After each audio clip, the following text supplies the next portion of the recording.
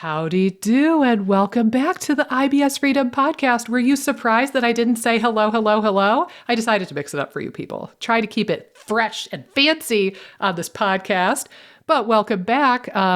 You guys already know, because you clicked on this episode, that we're going to be talking about root causes. Super pumped. But Amy and I wanted to talk about something for just a couple minutes at the beginning of the episode, because we've gotten some really good feedback on 2 episodes in particular, and we just wanted to encourage you to check them out if you haven't already. So the first one in this pairing, this twofer, is titled something to the effect of, "You might have this and not know it." So intentionally slightly clickbaity title. Spoiler alert, that episode is all about health OCD. And we talk about what that looks like and like how to know if you might be struggling with health OCD in addition to some run-of-the-mill anxiety or run-of-the-mill stress. And then this other episode that, as of this recording, just dropped last week, it was 1 week later, we interviewed an OCD expert, Jenna Overbaugh, and we're talking with her about health OCD and some of like the differences with anxiety and how to treat that. But I was sharing with Amy before we hopped on, I had gotten some really good feedback, some folks reaching out to me and saying, yeah, the one titled, "You might have this and not know it, ... Totally have it. Thank you for that. Like, that was a really good episode. And I feel like I just talked for like 15 minutes and poor Amy hasn't said a word, but you similarly have heard some good things about those episodes, right? Yeah, no, I was telling you before we hopped on. Yeah, I would say, like, again, we get sometimes random people that are like, "Oh, I really like this episode," but it seemed like it was it was more than usual for an episode where people have been like, "Oh, this like really has me looking at things in a different way." Yeah. And I think like probably the most interesting thing that I think from the Jenna Overbaugh interview that we did is this idea that like anxiety is very similar to OCD. Like you really don't have to get necessarily in the nitty gritty. Like, do I have OCD? Do I have anxiety? Like, it really doesn't necessarily matter. A lot of the same strategies are going to help with both. You want to be able to resist rumination or things like, again, resist, Or at resist, least not get hung up on them. Right. You want to be able to sit in some uncertainty. And I think that that's so crucial when you're on a recovery journey, because if you're trying to control every aspect of it, it oftentimes prevents progress. Like if you want a linear process and you want to understand how everything works, and you want to understand what foods you react to and what foods you don't, you have to experiment, and there's a level of uncertainty there.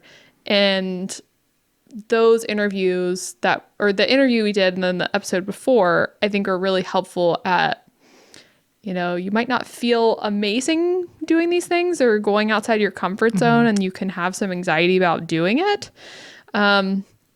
But pushing through and pushing yourself outside your comfort zone helps you progress. Yeah. And having feelings of anxiety, a lot of times we want to squelch them and just avoid. resist, avoid, ruminate. And it's like, if you can just kind of sit there for a minute, allow your body to process the feelings, and realize that you can survive the feelings and move forward. I think that that's the way to go. And again, I'd highly recommend following Jenna. I know I've told Nikki, like, her content's really, really good. And Amy reminds me every day to follow her. I don't understand. I'm honestly like blown away, because I don't understand how she makes so much content and then like has a job as a therapist. Because therapists too work insane hours seeing insane numbers of clients and patients in a day. And so then she runs the social media for Treat My OCD, which is like the No OCD group. And then she has her own channel and has a subscription channel. So like I see her popping up with videos like 5 times a day, and I'm just like, I don't know how you make these reels. Yeah. I love it. It's helpful, I think, for me. But yeah, it sounds like she's a wealth of information though. Yeah. And can I also share something before I forget it and it flies on my brain? Can I offer possibly the nerdiest analogy for what you were talking about with like being comfortable with some degree of uncertainty versus like clinging on to certainty? Yeah. Okay. Nerdiest reference. Recall, if you will, fair folks, the first Harry Potter book. When, by the way, if you have not read or seen the Harry Potter stuff, like spoilers, just fast forward. But also it's like 20 something years old. Where have you been? So in the first Harry Potter book, they're going through all of the challenges to get into the chamber or whatever so that they could get to the Sorcerer's Stone and get whoever's in there. They think it's Snape. It's not Snape. Anyway. So the very first one that they get through, after they get by Fluffy, the three-headed dog, they drop into like a pit and they realize they're in there with this like vine creature thing. And the more they struggle, the vine latches onto them and is like choking them and smothering them. And the harder they fight against it, the more difficult it becomes. And the vine is having this chokehold on them. But Hermione, at some point, like she's yelling to them, just relax, because that's how she gets out of it. Devil's Snare, that's what it's called. I almost forgot that. But she's like, just relax and it'll let you go. But Ron and Harry are like losing their damn minds the whole time. And they're like, we have to get out. What do we do? Hermione, help us. And they're just losing their minds. So finally Hermione has to like use a spell to summon like sunlight to get rid of Devil's Snare. But the point is, if you think of OCD kind of like Devil's Snare, or anxiety even, like if you think of that as like Devil's Snare, the harder you fight against it and thrash and try to resist it, I feel like the more it's going to take hold and really latch onto you and be persistent. But if you could just melt into that knowledge that like nothing in life is certain. I could get struck by lightning in 5 minutes. Who knows? Weird stuff happens on this planet all the time. And it doesn't make any sense and it's not predictable. And like, you've got to be kind of okay with that on some level. But yes, it's Devil's Snare from Harry Potter, in my humble opinion. Yeah. And it circles back because there's sort of different, there's different ways to go about anxiety and OCD type stuff. And there's something called, I think it's called like acceptance. It's called AC, or is it called ACT? Now is I'm gonna it accelerated resolution therapy, ART, or is that different? No, it's different. It's something that acceptance and now I can't remember it, but it's something that Emma, Therapy in a Nutshell, does all the time. Like she's big in that, and it's kind of like you're supposed to kind of accept all the thoughts and feelings that come in. And I think it's more just like a willingness to sit in some feelings and be okay with that versus trying to fight, like what you're saying, combat with the feelings. So or emotions or thoughts or things that are coming in. It's like, oh, there's just a level of like acceptance and willingness that they're there. You don't have to like fight them. Not every thought means anything. Yeah. But you just kind of have to just... Steve. Right, exactly. Good. But it's fine. Yeah, I think that those episodes were fun to do just because I've been so into Jenna lately. Girl crushing on Jenna on her Instagram. Yeah. And she has a great subscription too. But yeah, I'm like, she's been super awesome to follow. So bringing her on was really cool. Although I had COVID when we recorded. Yeah, good thing we were in person. Yeah, it was like that night. I didn't realize that I had COVID, but you could tell like my voice was like, that's okay. You were beautiful to me still, so it's okay. Oh, thank you. And it was a fun episode. I think it's one of those things like it's going to be really helpful and really impactful for the people who need it the most. Right. And if you're unsure if you need to hear these episodes, check them out. It could be that you listen to it, you learn about it, and you're like, oh, this doesn't apply to me. Maybe it applies to a loved one. And you gather some tools to help a loved one. Because like, this is not an uncommon thing. Maybe even if nothing else, maybe it helps you see the posts in the Facebook groups and the internet in a different light. Like maybe you see them differently and you see like, oh, some of these people are really like struggling with some health OCD and maybe they don't realize it. So I'm going to take what they're saying with a grain of salt. But yeah, I think check it out. If it resonates with you, great. If not, I think you could still learn something. I joked with Amy this whole time. I really don't think I'm afflicted by any degree of OCD. Like I think I'm like the anti-OCD in a way because I'm very comfortable with Well, uncertainty look and at you risk. being braggadocious I about know, not having braggadocious. OCD. Ha ha. Oh my gosh. But you know, but I have other brain lesions. That's the thing. Right. Okay. Life philosophy moment with Nikki, if I may. One of my biggest overarching life philosophies is we all have brain lesions. Some are just worse than others. So like the person who's always late for everything, my mom, that's a brain lesion. The person who's like just bitchy about everything and is miserable to be around, brain lesion. OCD, brain lesion. The person who's like got a lot of road rage issues, like brain lesion. We've all got these quirks. You could view them as personality quirks, personality traits, brain quirks, neurology quirks. It's all just brain lesions to me. Right. And like, if you kind of look at them neutrally like that and without judgment, and you just kind of shrug it off as like, we all have them. They're all just different. And like some are more Right. severe than others. I think it helps because like, it's not to say, oh, you have OCD and it makes you like a bad person. Like, Right. absolutely not. Like we all have our demons and our battles and whatever other analogy you want to cook up for this. Like we're all dealing with our own bag of bullshit and our own brain lesions. It's just like knowing your particular flavor might really, really help you. So like Right. knowing that I'm like a people pleaser was helpful for like when I came across that term or when I started reading about, being highly empathic or being an empath, I was like, that makes sense. That highlights Right. some stuff that I've done and some patterns in my life that didn't make sense before, or like I judged myself too harshly for them before, but now I understand them and I can maybe like be gentler on myself and be kinder to myself. So knowledge is power. And one thing too, like it's interesting because you just talking about being compassionate with yourself, I think is so like such an important skill to develop. And I don't think very many people have that skill. Nope.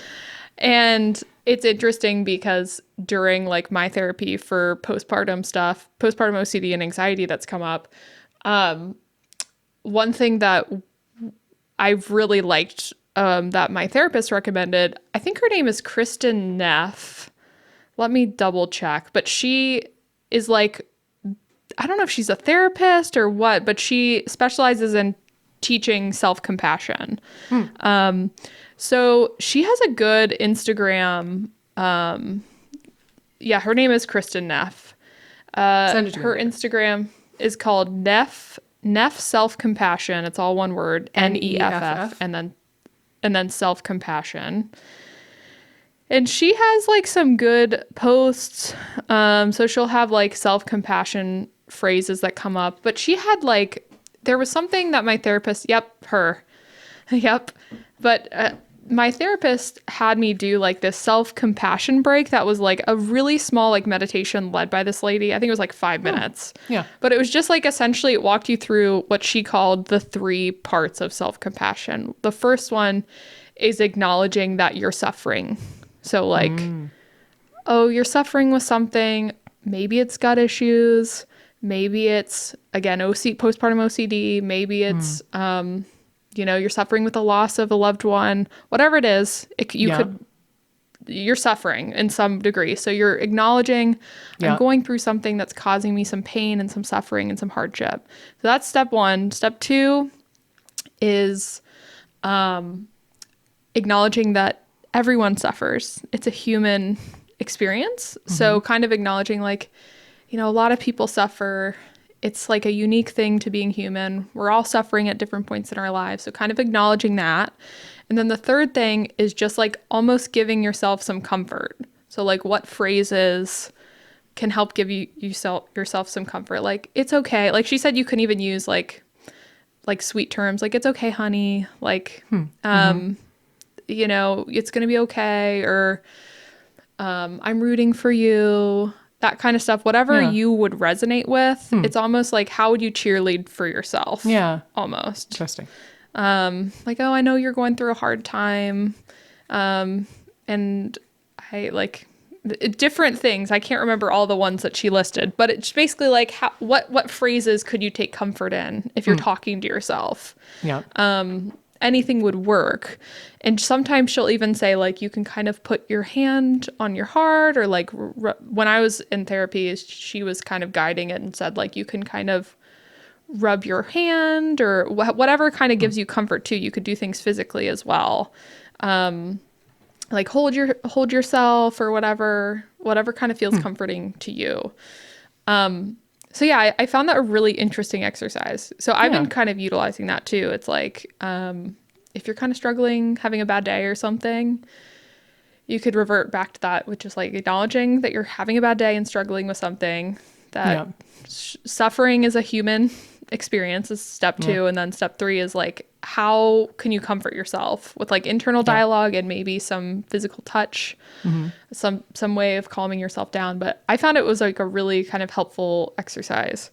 I already followed her account, so I'll check that out, because she's got some good stuff. We could all use some more self-compassion. Honestly, like that's something that I think pretty much the whole world is deficient in.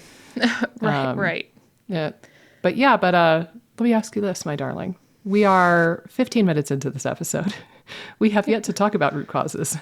Shall we talk about it? Yes, let's do it. At least start giving the people theoretically what they signed up for today. But I think, guys, we're 100-something episodes into this. If you don't know our personalities by now and that we like to go on tangents and ramble, like, welcome. I don't know. We thought we were going to maybe dial it back in season 2, but no. I think we're here to stay. I think you can't take the weird out of us. And I think that's a good, beautiful thing. But I would like to start with the root cause conversation by kind of giving us a framework of what are we talking about when we're talking about root causes. This is like, I've done some Instagram posts, and I probably will do more in the future on this. I don't know about you, but I find most often when people say they want to know the root cause, like they want to understand the root cause of their SIBO or their IBS, mostly they're talking about triggers. Like the thing where it was like, I was fine one day and then bam, something happened and it dumped me into the gutter and I've never been the same since. Like that kind of stuff. But there are other types of root causes other than the triggering episode. And honestly, the triggering episode oftentimes is something that we can't go back and undo. Like if you got food poisoning in Chicago in 2014, eating a hot dog from a street vendor, like I cannot go back in time and tell the previous version of you, like I can't go up to you on the street and like smack the hot dog out of your hand and say, don't eat that. So oftentimes, like, we can't undo the triggers. We can't go back and say, hey, don't take that amoxicillin for the viral bronchitis. Like, you don't need it. It's a viral infection. Or, use this instead for the ear infection. Like, so it's like, it's satisfying to know what the triggering event was on some level. Again, maybe especially if you have a lot of anxiety and OCD and like you are craving that certainty and you just want an expert to tell you like, this was the thing that did it to you. End of sentence. Something just flew across the table. I don't know if you saw that. It like catapulted off my finger. But it's like the triggers can tell you a lot, but they don't tell you the whole picture. So as a starting point, I want to share the other two types of root causes, which I think are equally important, if not more important. You've got a type of root cause called antecedents. The terminology, like the terms don't even matter, but just for sake of the conversation. These are the things that nudge you closer to disease or dysfunction, but they don't necessarily tip you over the edge. So like, I'll just use myself as an example. I have celiac disease, so I must have the celiac gene, right? I can't change that, but like that kind of set me a little closer to the edge than somebody without celiac genes. Right. Then I had a truckload of antibiotics in my youth, like between the age of birth and 24. I had a metric ton of antibiotics. Like that, each dose of antibiotic probably nudged me closer and closer to something, IBS or dysbiosis or dysfunction or candida. I had Lyme disease and like that was a lot to deal with when I was a teenager, and like that inched me closer. I had like the stress of like the ear stuff growing up, like that nudged me closer. But I was pretty okay up until maybe give or take. I mean, the creek water thing didn't help me probably, and the concussion didn't help me. But really it was like the stress of grad school and like living with a roommate who in retrospect I think is bipolar and was very challenging to live with at times. And like being away from my sweetheart, who was 6 hours away at the time, being really far away from my mom, who I'm really close with. Is your sweetheart Mike? It is, yeah. Okay. We That'd did the be long awkward distance thing. That'd be awkward if it wasn't Mike. And then poor Mike is editing this audio right now, and he's like, what the? I know. But you know, it's like my body coped with all of those root causes to some degree or another, up until there was something that I couldn't cope with so much. And then that was the trigger. Like, I think it was more so the stress was the trigger for me, where then it was like, oh, boop, now you have diarrhea every day and bloating so severe that people ask you if you're pregnant and you're not pregnant. And like, you know, you're struggling with things that you didn't struggle with before. Then, well, let me ask you this to kind of flip back. So with your story, I know you think that the trigger of your SIBO back in the day was antibiotics, if I remember correctly. Can you think, like, was there anything else that kind of like inched you closer to the cliff, so to speak, in this analogy? Like, do you remember, or does anything stand out to you? Well, it's so funny because the deeper I get in the work that I do with clients, more stuff comes up. The more you know, the more you know. So it's interesting just as I learn more about how the body reacts to different things. I think definitely stress was involved because when everything imploded for me, I had moved out. So I moved into a different place, which was a fun place, but still it was like a move that was stressful. And then I started my first like big girl job as an analyst, which my role was insane because I was doing like board level reporting for this company and they fired my boss. I basically had no boss for a while and I was like the only analyst, and board members were coming to me to make presentations and to do analytics on things, but there was like no supervision.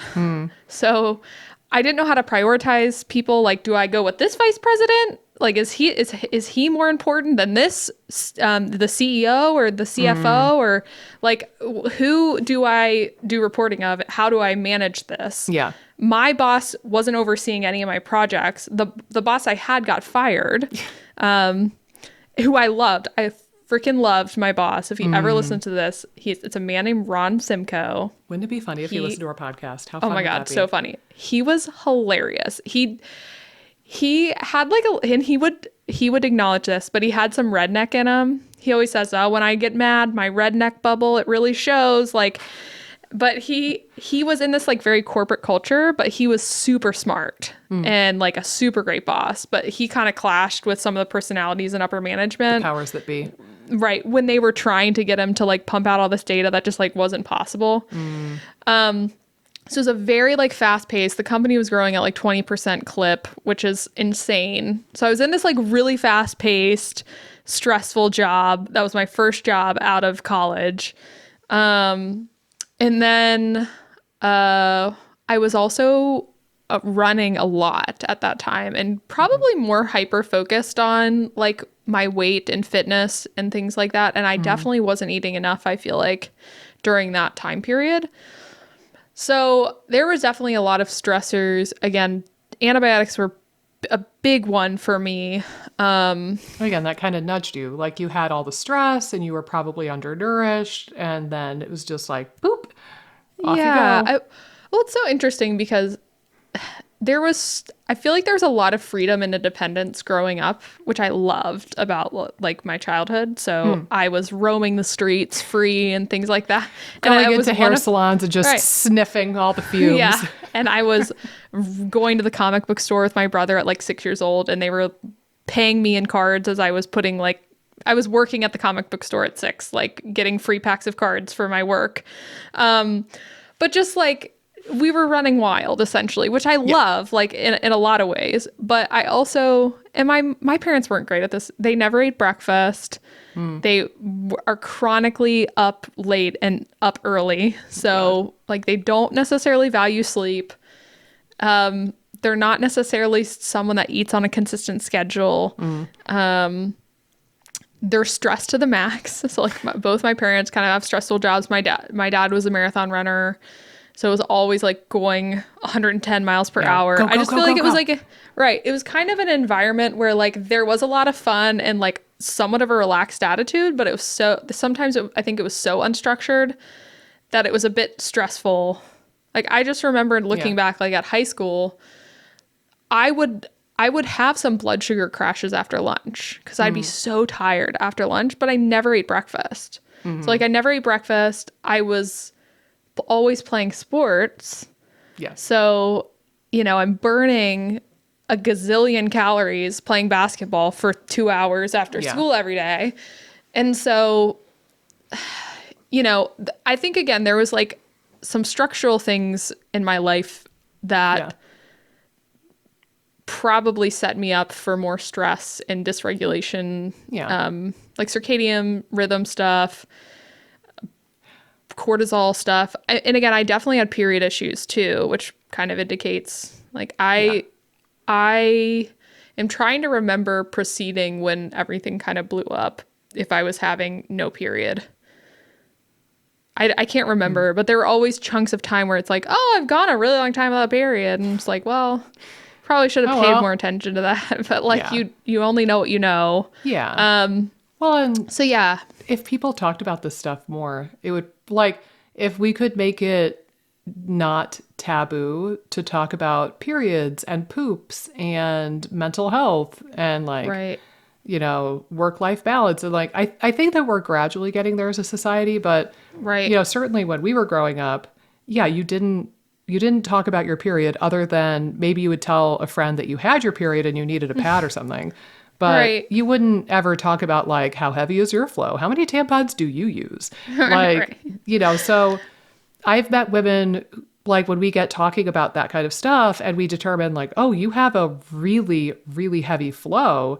That's probably why you're anemic. And they're like, I never do. Because again, it's like, you're not comparing pictures of period stuff with your friends. Right. You have one data point for how your periods look, and it's like it's just you. It's like, oh, that's not normal. Or I can't tell you how many people have told me like, looking back, I was constipated all my life, but I didn't know it was abnormal to poop twice a week or once a week. Like I just didn't know that you were supposed to poop every day. So I assumed that was normal. So I think talking more openly about poops and periods and mental health, that should be a t-shirt. Yeah. Oh, can you imagine? Right on the back. We should do like the IBS Freedom podcast where we talk about poop, periods, and what was the last one? Mental health. And mental health. Boom, baby. There we go. We got a new t-shirt in the works. Yeah. But seriously, like I think if we could make those things less taboo, that would help. I think it's also worth knowing in this conversation, all of us have root causes, quote unquote. We all have stuff that have, contributed to some squirreliness or dysfunction or weighed us down or contributed to the person that we are today. Like, again, like, and we can't expect to live a life in a bubble. Like it's A, not realistic. It's never going to happen. But B, you wouldn't be like resilient. If you grew up living in a bubble and then you got to your adult life, you would crumble in like a day because the real world demands would just crush your spirit in a nanosecond. Right. So it's good that we go through some difficulties and some challenges and like not everything is perfect. I guess that's the best way to put it. It is a good thing to have these imperfections in our lives. Right. Because they can teach us things. And they make us more resilient and stronger. And honestly, like this ties in with the conversation earlier. I speculated on this recently. I told Mike this, and I don't know if he was like fully into the theorizing. I almost wonder if like going through some adversity in your early formidable years sets you up to be like more okay with uncertainty or like less OCD-ish. I could see it going the other way too, but like I look back and I'm like, well, I've had ear problems and like ear surgeries since I can remember, like literally since I was a baby. My first ear surgery was when I was 2. I had like this brace thing that I had to wear when I was a kid. Like I was kind of picked on a little bit because I was always like really quiet. And I've always been like super, super tall for my age. So like I think I got picked on a bit for being like quiet and kind of awkward and tall. And it's like I look back and I'm like, yeah, that all sucked. But also I wonder if like facing some adversity in my early formative years kind of taught me to roll with the punches because I'm like, well, like it could be worse. Like everything's going to be okay. I almost feel like it's like the common trope of the super popular kid in high school that everything was just easy for. And then you see them like 10 years later and you're like, whoa, like they never grew outside of that at all. And again, I'm not saying that that's every popular person. If you're popular, you could be successful. Sure. I hope you're successful. But, you know, you have those instances where you're like, trope, yeah, I'm just like, oh, man. And there's people like that, I feel like, from my high school, too, where it's just like, whoa, like they were like the it person. And then you're like, I don't know, their life like hasn't really panned out. Yeah, like maybe it was too cushy. Right. Well, yeah, I think, again, like if everything's just coming easy, and then you get out into the real world and it's not easy. Yeah. And there's a lot of adversity and challenges that you have to get over. I think that is something that's a really interesting point. Yeah. I think theory, that at least. Well, yeah. And there's that adage, right? Like I'm going to butcher it, I think, but there's an adage where it's like 2 twin boys grow up with an abusive alcoholic father. The one man grows up to be a very sweet, caring father and husband. The other one grows up to be an alcoholic, abusive jerk, for lack of a better expression. And when both of the twins sit down with the therapist and are asked the same question, they have the exact same response. The question is, how did you end up the way you are? They both had the exact same response. Well, with what I grew up with, what choice did I have? Right? So it's like, on the one hand, somebody faced adversity, the exact same genetics in this made up story. But like on the one hand, the one twin saw that horribleness and vowed to be different and vowed to overcome it and be good despite those circumstances. The other guy fell into the kind of victim mentality of like, oh, well, woe is me. I must be just like him. And there's no use fighting it. I might as well, and like, it's an interesting kind of thought experiment. I don't think this is a real story. I think it's just like an old kind of adage that gets passed around every now and then. But I think it's really profound. Again, like somebody could go through the same situation as you and have a completely different response to it. Right. But, anyway, that kind of philosophical tangent. But I guess the point here is that we all have some root causes, so to speak. Well, and I think one just key aspect too with this conversation is everyone wants this nice, clean root cause, like even just one root cause. Like, what is my root? What is my root cause? Like get printed on a t-shirt. What is that it thing that like the one thing that pushed everything that started it all? And I think you need to wrap your head around it being root causes. Sometimes I'll label them when I work with clients as like root causes or areas of focus. So again, if you're thinking about root causes, sometimes I'll talk about it in terms of a pie. Yeah. And the things that go into the pie for people that have the gut issues that we work with, like IBS and SIBO, I usually think there's like probably three major things that break down, and there's different things that fall under these breakdowns. So one being like digestive capacity issues. So stomach acid, again, like kind of what we talked about in the digestive 101 episode, like what could be breaking down in there. And there's a lot of things that could go into why someone's not having enough stomach acid. It could be nutritional. It could be a lot of different things. It could be stress. It could be this or that. Then the second thing would be like motility. So some sort of motility issue. And then the third being, I think it's kind of like immune or inflammation kind of issues at play. I think like those three categories of things generally are going to cover like the breakdowns. And you want to think about, well, what factors are at play for each of those buckets? Yeah. And usually that's how I like to talk about it with clients is, you know, if we can determine what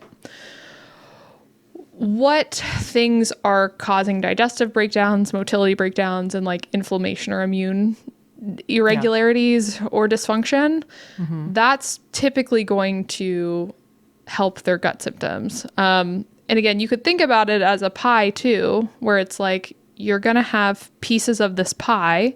And sometimes we don't always know like how much of the pie is nutrition related, how much of the pie is hormonal or brain gut axis related or food poisoning related or like your need for a prokinetic or whatever. Like we don't know oftentimes, or at least when I work with someone, I like to sort of write out, well, what are the breakdowns? What are the potential factors that are driving the breakdowns? But a lot of times, like we can't predict what percent is what all the time. Yeah. So like what percent of your puzzle or what percent of your pie, I should say, is brain gut axis related without doing some experimentation, or what percentage of your pie is hormone related? Because maybe you have those factors and maybe hormones might be only 5 to 10% of your pie. Yeah. But like brain gut axis stuff and vagus nerve stuff is like 80%. Yeah. And so when you put in time and effort to balance your nervous system and do vagus nerve stuff, you feel amazing. And it's like, okay, we can double down on that. Yeah. And maybe we do some stuff for the hormones, but we just spend a little bit less time and energy there. I think and that's a really key point, is just that I think as a practitioner, you can't really hone in and, what's the word I'm looking for? Like you can't tailor the treatment until you sort of see how someone does experimenting with different root causes. But the cool thing is, I think once you kind of get in the weeds, you can start doing that. Like once you work and experiment with different things, you can start to see the pie and the percentages of the pie become much clearer. But at the beginning, it can be very challenging, because you could have had a food poisoning event, and maybe that's not as big of a factor as you thought. Yep. Or maybe that was a big precipitating factor, and maybe you tried prokinetics, and what if they helped a little bit, but working on your stress helped way more. Yeah. And it takes just sort of balancing out these different root causal areas or areas of focus that to where you can tailor the strategies and put more eggs in the baskets that are going to be the most helpful for you. Yeah. Well, I like that you brought up pie. By the way, just coincidentally, we're recording this episode the week before Thanksgiving, so my brain is already thinking about pie. And then Amy said the word pie like 20 times in a row, and now it is all I can think about that I want pie. So thank you. By the way, favorite Thanksgiving pie. Ready, go. I'm going to go straight up pumpkin. I'm a pumpkin girl too. I guess it's a basic bitch pumpkin pie. But it's basic bitch because it's good. Yeah, all of the bitches like it. That's why. Although I do like apple pie as well. I mean, I like all pies. Really, I'm not going to discriminate. But yeah, apple pie, pumpkin pie. We usually do, I will call it pecan pie. I grew up in the North saying pecan. Yeah. And now as an adult, I cringe at the word pecan because I think of a can full of pee, and it's just so yucky. So I'm trying to actively change the way I say this word, and I'm going to vow right here and now publicly to always say pecan. Okay, it sounds beautiful and eloquent and Southern and charming, and I love it. So I like pecan pie too, but God, it's so sugary. It's like I can almost get behind pumpkin pie. Like I don't feel like I'm going to have a diabetic attack after I eat pumpkin pie, even if I have whipped cream with it. But I'll usually have like a little sliver of the pecan pie too. Yeah. But anyhow, I love that you use this because this is exactly how I talk about this with patients as well. It's like, if you imagine your health situation right now as being a pie chart, we might identify 10 different things that contribute to that pie chart, but it would make the most sense to go after the biggest pieces of pie first. So if you have one slice of pie, like crappy sleep, that's contributing 30% to your pie, if we can knock that out and just get it out of the way, huge gains. Versus you might have an honest to goodness hormone imbalance that you did. It could be black and white proven on a Dutch test or a serum test. You could show like, oh, I have high estrogen and low progesterone. But how much is that variable actually affecting the pie? We don't know. For some people, that could be 80% of the pie alone, the hormone piece. Right. For somebody else, the hormone piece of the pie might be really, really tiny. Both of these people have hormone imbalances on testing. And that's something to know too, is like having a positive test or an abnormal test does not tell you that that thing is directly causing your symptoms. It doesn't tell you what size of the pie it is, or what size the slice of pie is either. Right. Like, it could be a very tiny sliver. It could be a huge chunk. And that's where you get into this, like, being comfortable with uncertainty and being okay swimming in that mishmashy, like, uncertain goop is like, we can try to gather information and we see, oh, this person has low ferritin, estrogen dominance, dysbiosis, candida, leaky gut, and they're eating insufficient calories. Now it's our job together over the next few months to figure out which of those variables we just rattled off is the biggest piece of the pie and address it to the best of our ability, knock it off the list. And then we can move on to the number 2, then the number 3, then the number 4. But if you take that person who has a hormone issue, quote unquote, but it's only contributing like 2% to their whole pie chart, if you start doing hormone treatment with them, it's not going to get them a lot of gains. Like, they're not going to feel profoundly better treating that, even though it looks like it should be treated on black and white pieces of paper. Yeah. And I think you touched on a point that I want to expand on, which is the process to which you're going after different things. Mm-hmm. Like, to me, if you think of, motility and digestive and like immune system breakdowns being sort of the big issue with IBS and SIBO folks, nutrition not being subpar is going to hit every aspect of that, of all those areas. And again, if nutrition's off, then hormones are going to be off. Yep. So there is a process by which moving through these things that makes way more sense. Like, if you are someone that's been under eating for years and years and years, and you have high cortisol and your estrogen's all wacky and things like that, you're much better off focusing on the nutrition and lifestyle pieces first. Mm-hmm. And I think that goes with everything, really. If your nutrition and lifestyle is really far gone and off, your best bet is to focus on the unsexy foundational pieces first as a part of the process, because all of the, like, again, sleep, stress, diet, they affect movement, everything. Right. They affect everything. So again, when in doubt, just work on those 4 areas. Mm-hmm. But again, I know it can be very easy to be like, oh, I need to get on like the perfect adaptogen. Yeah. And I need to, and maybe you would benefit from that while you're working on other things. Who knows? But like, if you're getting lost in the weeds trying to get hormone levels up, but your nutrition, your lifestyle factors are not where they need to be, then you could have a rough go of it. Yeah. And again, like, going back again, we're going to say it for the 15 millionth time. We will say it 15 million more times in season 2. The unsexy, unglamorous, seemingly unspecific stuff is where it's at. And like, I know, even like, for example, so my students in FODMAP Freedom are on week 11 this week. So I'm meeting them for the Q&A on Friday for week 11.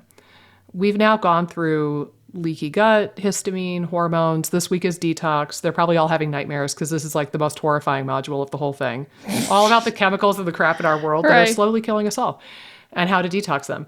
And it's by week 11 out of 12, I kind of get these big eyes at me in the Q&As, and people are frankly overwhelmed, at least a bit. And they're like, I don't know, like, I feel like I have so much to work on, and oh my God, what do I do? How do I prioritize this? And I always hammer home the same thing at this point in the course. I'm like, go back to the first few modules. If something stood out to you in those first few modules where we're talking about sleep and stress and vagal tone and, like iron and blood sugar and like motility kind of stuff, if any of it resonated with you or you feel like it's appropriate for you to work on, go back to those. Don't get lost in the weeds in the second half of the course where we start talking about much more specific nerdy details like histamine and mast cells and leaky gut. If you treat the leaky gut, but your cortisol is through the roof because you're stressed all the time, your leaky gut will never heal, point blank. High cortisol leads to leaky gut, end of story. Similarly, if you're super stressed out and you have all these stress hormones floating around like cortisol and all of his hombres, those chemicals, those hormones directly degranulate mast cells. So if you're trying to treat the histamine thing and you're stressed or your sleep sucks, good luck, man. There's no amount of quercetin on planet Earth that's going to overcome shitty sleep and a lot of stress. And it's just wiring. That's how it's set up. So our bodies, and there are other examples too, like cortisol affects your thyroid hormones. Cortisol affects your estrogen, progesterone. And don't think that you're off the hook if your cortisol measured normal either, because there's a lot of other stress hormones. The point is, we hammer the unsexy, unglamorous, seemingly unspecific, unsexy basics because they affect literally everything else.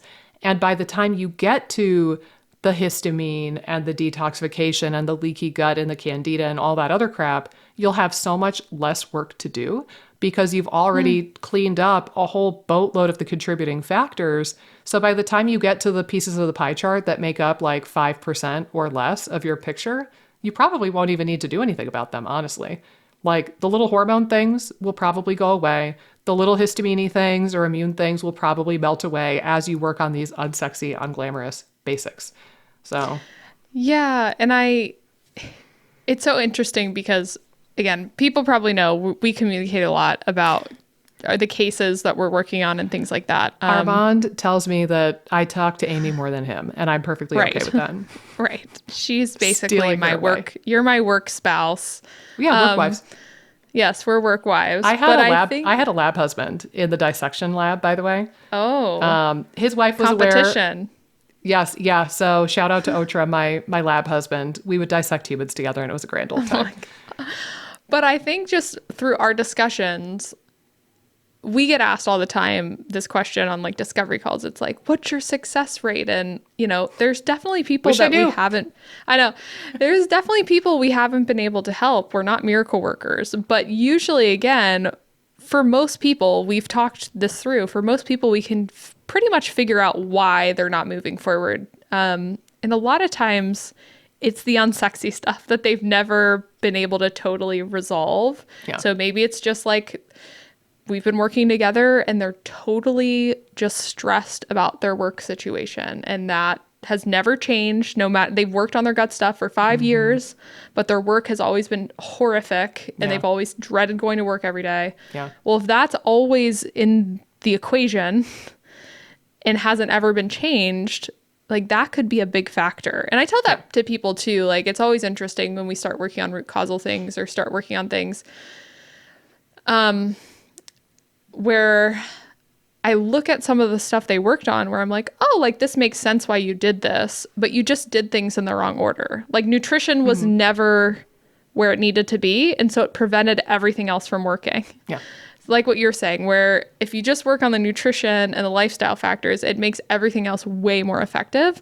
Well, on the other side of the coin, it can keep you from getting better in the past. Like if you're looking back at past experiences, like if nutrition's been really subpar, no matter what you did during that time, you probably weren't going to find a ton of success. I just talked to a lady yesterday. I told you a little bit about this one, but I talked to a lady yesterday. She said, I think I've had constipation to some degree all my life. Like I remember being constipated in high school and the shit kind of hit the fan. And now she's had like IBS symptoms, bloating, kind of mixed bowel pattern, like mixed IBS. She was diagnosed with SIBO on what I interpreted to be a negative SIBO test. That's a whole nother story for another day.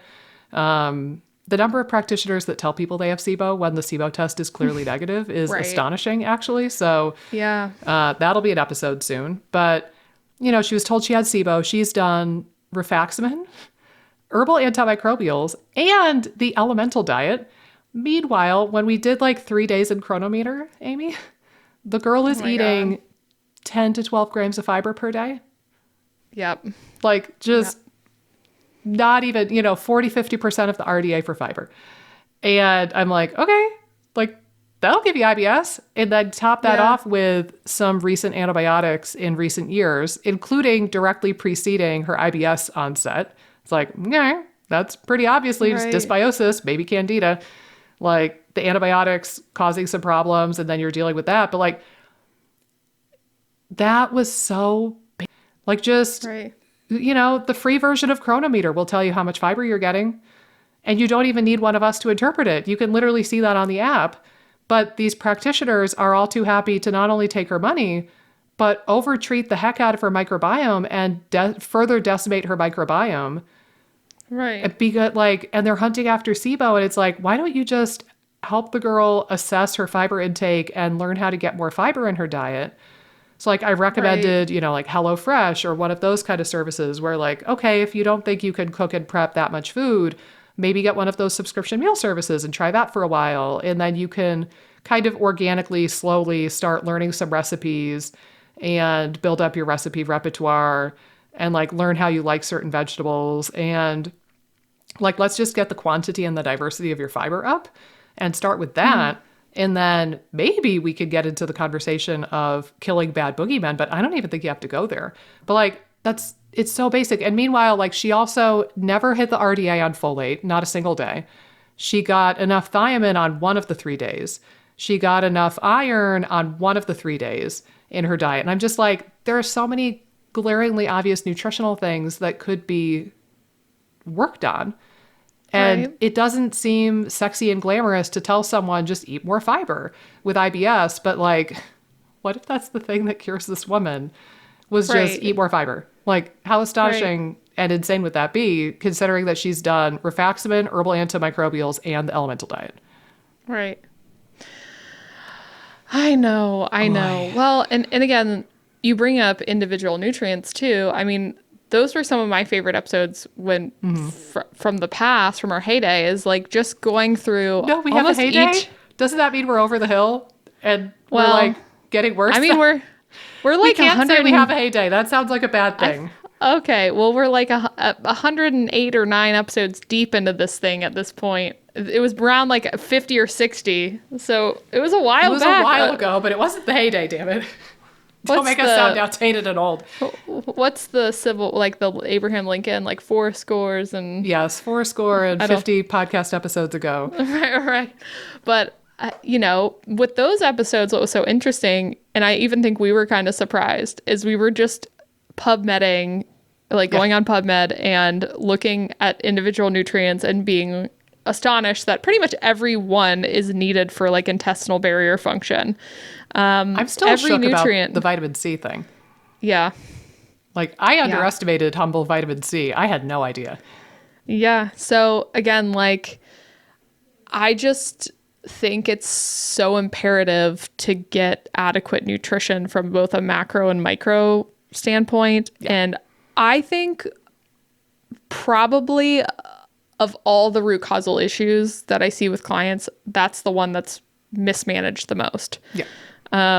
Again, like things like stress is definitely another big one that like it gets sort of brushed to the side. Yeah. Like it's there, but we're like, I don't want to quit my job or I don't want to, get a divorce or like, again, these are all like horribly hard things to do. Some of them are really big decisions. Sometimes stress is easy where it's just like, could you like find a little bit more of a work-life balance and like pick up a new hobby? Right. Like you need to tell your boss I'm leaving at 5, end of conversation, and you just need to leave. Right. So like sometimes the stress thing is easy. You just have to do it. And sometimes it's really freaking challenging. Like again, dealing with a toxic relationship, dealing with a job that you absolutely hate or you absolutely dread. And like, yeah, that one's the tough one. And also I know for myself too, like sometimes it's tough to talk about, or it was, I'm getting better at it now. It was historically tough to talk about like stress because in my mind I was like, well, I'm not a mental health practitioner. Like I'm not a therapist, I'm not a psychotherapist or a counselor. Like I don't have the training to really dissect somebody's stress with them. But I feel like even so, like you could just be like a real human and talk to them. And like if something sucks, you could say, "Oh man, that sucks. I'm sorry that you went through that." Like even that little bit, or like just encouraging somebody to find a new therapist and work with a therapist. Right. Like I that don't can think go a we long can. way. Right. I don't think we can solve every stress situation, No. but I do think that one thing we can do as providers is just shine lights on things. So we can help them build awareness around certain things. And there's definitely some aspects of stress management that we can have a much bigger role in, but then there's also stuff that's just out of our scope. But even if it's out of our scope, we can shine a light on it and give some suggestions on like, oh, this is something you should probably work with a therapist on, or,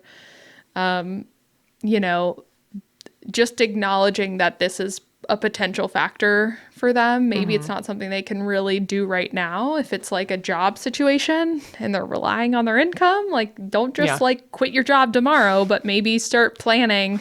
That would be ill-advised. Right. Maybe start planning like your ways that you can start looking for other jobs, like start kind of poking around and even just noodling on like what an exit strategy would look like and what kind of job you'd look for in the future and that kind of thing. Yeah.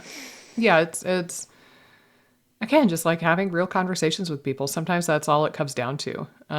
Like, it's funny because I never know what people expect when they hop on appointments with me. Like like the very first appointment with me. I imagine it's much weirder and much less glamorous than people think it will be. It's like we just end up talking about real stuff so much and going off on these little tangents of like, oh, wait, let's explore that. That sounds like it's really relevant. But that's kind of what makes it fun and interesting and impactful like too. I've never been we've done one joint call with a client, but again, I'm not in your process, but I feel as though we are both unstructured in how we go through an intake process with a client. Like, again, we like to let the conversation kind of flow, and we have flags that we might go back to because we did a case review, but it's not like we have a very structured initial call, or at least that's what I'm imagining your call would be, more of a flow and a conversation than like we have to do it in this order or whatever. Yeah. Well, the thing I joke about all the time is like, I try to extract all the information out of you in the paperwork ahead of the appointment. And that way I can kind of, because I have like some templates for my notes where I'm like, okay, here's any notes I have about hormones. Here's any notes I have about, digestion. Here's any notes that I might have about SIBO root causes, stress and sleep. And I have some areas where I kind of fill in the blanks as I go. And then in the actual appointment, it's very conversational. It's very fluid. It's very like laid back. But I'm really just trying to nail down a really good sense of the person's timeline of like, this happened, then this happened, then this happened, then this happened, and now I'm here. And I'm just filling in the gaps of my understanding. Like yesterday I had a woman and she said like sensitivity to light. And I was like, okay, can you elaborate on that? Like, do you get headaches or migraines? Is it fluorescent light? She's like, no, I just feel like when I was growing up and playing soccer, like, and it was in the bright sunlight, like I would be squinting way more than like people around me. And like, I would need sunglasses like way more than the people around me. And I just always noticed that about myself. And I was like, oh, okay, that's different than what I thought. So it's like, I'm kind of just having people elaborate on some stuff that I'm not sure about. But yeah, we kind of just hop around depending on what needs the most attention or where I need the most clarity typically. Right. But yeah, it's very conversational. But going back to the root cause conversation, because I think that the next logical episode after this, by the way, is to talk about like SIBO root causes. I think we already have one from season 1, but let's maybe flesh this out and do a part 2 next time on that. I feel like again, like this episode, we've sort of laid out the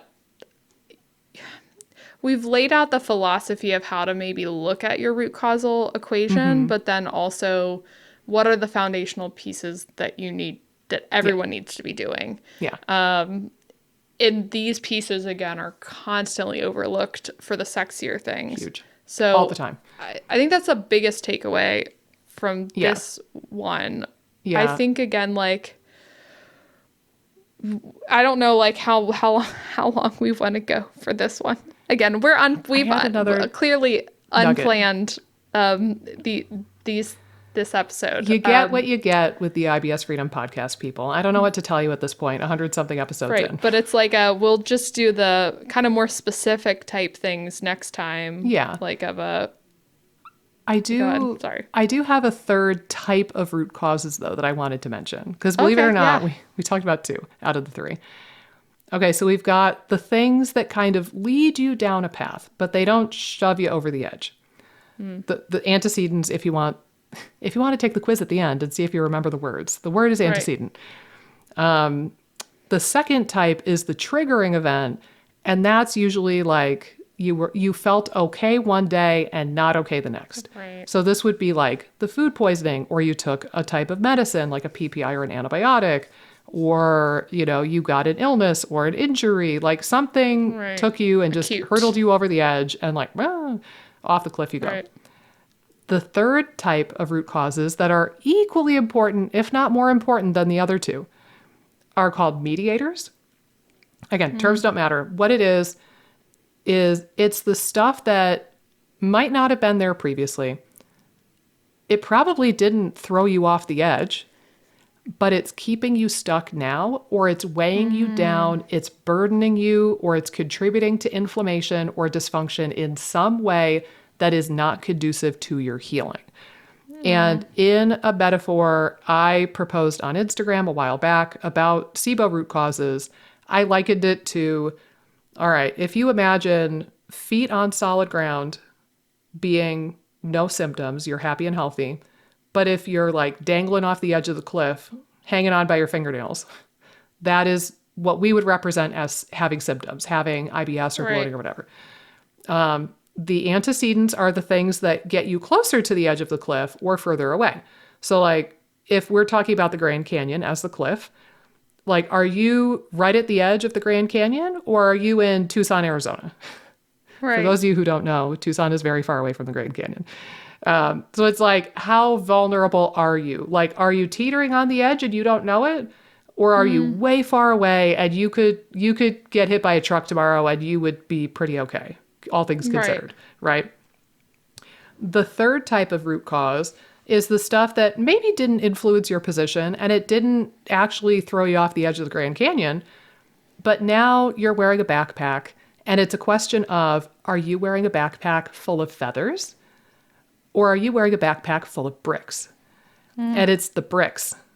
If you are hanging on for dear life, clawing by your fingernails, hanging on the edge of the Grand Canyon in this situation, and your goal is to pull yourself up on top of that cliff again so that you no longer have symptoms, if that's like the metaphor for healing, it's going to be a hell of a lot harder to do that if you have a backpack full of 8 bricks as opposed to an empty backpack or a backpack full of feathers. So...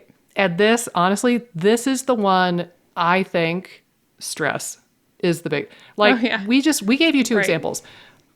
For me, I didn't feel like stress may or may not have been like an antecedent leading up to the dysfunction for me, but I think being stressed out was the triggering thing for me. Amy kind of alluded to, it was a little bit of both for you, it sounds like you had work stress and then maybe like some stuff too. So we gave you examples of stress maybe throwing you off the edge of the cliff, but like I'm thinking the one that comes to my mind is like an unsupportive partner or something. Like maybe you're kind of like coasting along, like not necessarily super thrilled with your relationship, and then like your partner's just kind of blocking you every step of the way. Yeah, like to getting better. Being overly critical, questioning every penny you spend on your health. Like, do you really need that supplement? Don't you have probiotics already? Why are you going to pay that integrative doctor that much money? And again, like some conversations about finances make perfect sense in a relationship. I'm not telling you to like buy a Corvette and not tell your spouse, but it's like, is it stuff like that? Like, are they approaching it with just like curiosity? Like, hey, let's talk about it. Or are they like, Mary, don't spend that. Or like, just being unsupportive. I've had patients where straight up, like I recommend dietary advice and several sessions later, it comes out that the spouse is being super unsupportive, and like basically like any dietary changes that they have to make, the spouse is like, oh, this is such a burden to me. I can't believe I have to deal with this. And it's like, shut up, Larry. You're not even eating the food. Like I'm prepping the food and eating the food. Why do you care? But yeah, and just like toxic relationships and nasty people that are draining you. Again, like the health OCD or any sort of health anxiety. The health OCD stuff. Like maybe you could put up with your crappy marriage or your crappy boss or your crappy job or your crappy commute. Maybe you could put up with that when your body was reasonably healthy. But now, you were just walking around up on the top of the Grand Canyon with a brick full of backpacks and you were like, yeah, this is hard, but like, I'm okay.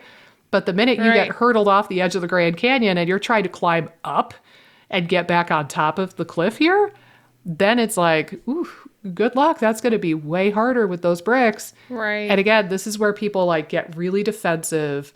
Honestly, like I've straight up been screamed at for stuff like this, where people are like, this isn't stress. Like I did not stress myself out into being sick. And they wig out over the stress thing and they deny it vehemently sometimes. Like they absolutely draw the line in the sand. They say, stress was not the trigger for me. Stress was not the root cause. It is not the root cause. I refuse to acknowledge that stress was the thing. I can't believe that you would say that. And it's like, well, sometimes it's like the fact that you're being so defensive actually tells me that you are quite stressed. And again, I never said that it was the trigger for you. I never said that it was a problem earlier in your life, but now that you're trying to heal, that stress is weighing you down, whether you want to acknowledge it or not. So that's one of the big ones that I think fits in this category. Also, I would say like nutritional deficiencies. Oh, for sure. Maybe you coped with mild to moderate B12 deficiency for a lot of years, but now that you're trying to actively heal tissues, maybe you just need the B12 now. Right. Like now it's a non-negotiable all of a sudden. Like maybe having some blood sugar swings was just like, like it just was there. It wasn't really disrupting your life. But now that your gut's a wreck, you're feeling those much more intensely and it's preventing you from improving. Yeah. So a root cause doesn't have to be a triggering event to be relevant. And again, and some of these we can't change. Some of them, I can't go back in time and undo the ear surgeries and the antibiotics that I had or the Lyme disease. But I think next time we talk, we'll talk a little bit about this. But I think the most important thing is kind of like trying to acknowledge root causes to the best of your ability. Acknowledge them first, then you could decide if you could do anything about them. I think if you're looking like at probably the most important root causes, think about when did you start feeling the symptoms you're dealing with now, and look like maybe within about a 6-month window of that. That's the thing too, is it doesn't have to be like something happens on a Tuesday and then Wednesday you have IBS. It could be like, oh yeah, a month or two prior, I had antibiotics for, an upper respiratory infection. Oh, and like a few months prior to that, like my super favorite boss got fired and that was really stressful. So I had a lot more work than usual. Like just I usually ask people, paint a picture for me. What was your life like in the 6 months leading up to your symptom onset? That'll give you the most clues. And then you can hem and haw over the other stuff later on. But I think that's the first thing, is just like identify them to the best of your ability. And then number 2, we'll talk about it a little bit next time. What bodily systems or bodily tissues were affected negatively by that thing. Right? So like food poisoning, you should have a knee-jerk reflex at this point. Food poisoning, motility. Food poisoning, motility. Like if you had food poisoning as a root cause, there's your winner chicken dinner. You know for sure you need to work on motility. And then you can kind of flesh it out from there. If you had a root cause of using Prilosec, winner chicken dinner, you now know digestive capacity and stomach acid become your main focus. So looking at it at that angle of like, something happened that was triggering or root causal for me. What tissue or what body part was affected? And now how can I help that tissue or that body part work better, do its job effectively? And that's where you kind of live in the here and now. And that's where you build your treatment protocol. Yeah, no, I think that's really helpful. And I think sometimes too with like the body systems, which makes it a little bit more challenging sometimes, is how much everything interacts. So like, again, the nutrition and the lifestyle piece are going to affect every system. So that's why they're so helpful and can have such a big impact. If there's like, if sleep's been lacking for years, working on that could really help a lot of different systems. But I do think sometimes like it cracks me up, and we'll talk about this more, I think, next week. But, you know, you have someone where it's like, they come to you and they say, I need to get my gut sorted out so then my hormones get sorted out. And you're like, okay, but we could also you also might benefit from supporting hormones, and then that would help your gut. Like there's all this interplay between the different systems too, where sometimes we just want this linear path where, and I see this with I just did a brain gut access post. You might have saw it. I think you saw it, right? You commented on it. Yeah, it was the one with like the 8 things. And I was like, oh, I have a bunch of these. Oh no, not that, that one. The one, it was a reel, and I was basically saying, people come to me and they're like, I want to get rid of my anxiety. I just need to work on my gut. Yeah. And my microbiome's off, and that's what's causing my anxiety. Yeah. And you know, maybe that would put a dent in your anxiety, but occasionally. Wouldn't it be better to potentially focus on like your mental health and your nervous system and like your brain, and do some mental health things and then also support the microbiome? Like you can be doing 2 things at one time. And I think sometimes we want to have this nice linear thing. And you might notice, again, going through treatment or whatever, going through different strategies, that, you know, working on the gut does really help the anxiety, or maybe working on your mental health helps more with the anxiety. Like you can sort of determine if there's a more of a leniency on one system versus another. Yeah. But I do think we want to compartmentalize a lot of these systems, and they all work together somewhat too, which makes it messy. All these root causes are messy. That's the basically end story with all this. There's no linear path. Yeah. Well, to your point, everything in the body is a 2-way street.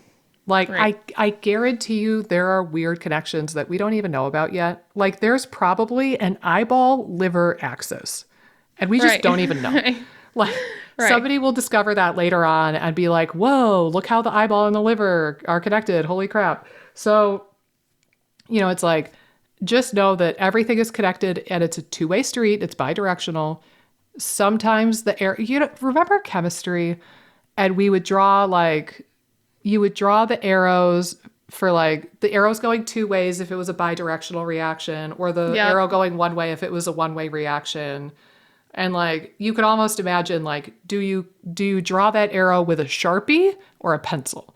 Like how heavily emphasized is one direction versus the other in this bidirectional relationship? But the point is, it is a 2-way street. It is bidirectional. So don't ever, you know, fool yourself into thinking that you can work on one system only and then magically everything else will get better.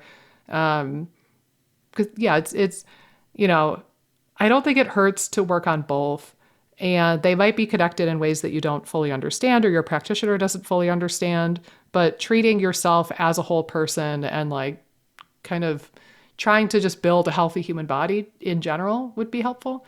I had a patient recently. he kind of vaporized for a little bit. He was working on some stuff, mold, among other things. And he came back and he was saying, yeah, I feel quite a lot better. He had done another round of rifaximin and felt like he was maintaining his progress finally, which was a first for him. But he also mentioned that prior to doing that, he did ayahuasca. And he said I don't know enough to promote this necessarily, but he said his anxiety is basically completely gone. And he feels like his gut is a lot better now because he's not anxious all the time. And then he coincidentally tells me, oh, and by the way, I did another round of rifaximin like we talked about, and I feel like I'm maintaining that progress, even though I stopped taking it like a month or two ago. This is a first for me. Usually I would have regressed by this point. And it's just like, and he's working on the mold at his home, like they're remediating. It's like, oh, okay, yeah, this all kind of makes sense. Like you did something, that's like a little bit whoa to some people, but you did something that really quickly and really efficiently rewired your brain and helped with the anxiety really quickly. And now like your gut is feeling more stable and more normal. And now like we're having him diversify, his fiber sources and work on basically dysbiosis now. But yeah, like even stuff like that, like, I mean, there's therapy, yoga, hypnosis, ayahuasca, like, there's all sorts of stuff that you could do. It just depends on like what feels the most doable for you.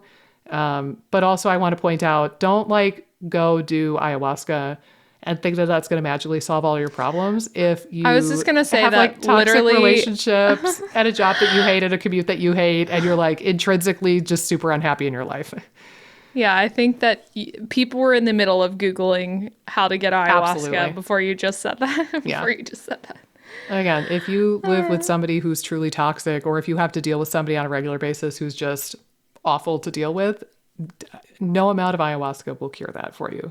Yeah. You gotta deal with that. Yeah. All right. Well, yeah.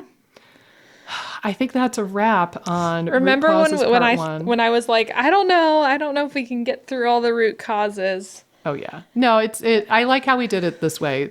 Kind of the framework first, and then we'll talk about some individual root causes next time. Also, I want to point out, we can now just laugh at me because you guys know at the end of the episode, I do my shtick of like, please give us a nice review and like and subscribe and comment and stuff. Well, we were talking about like, maybe we should do that in the beginning or the middle of the episode before people like leave. See, all of you probably left by now anyway, but right. We're the only ones here. Oh, we should do this earlier in the episode to remind people.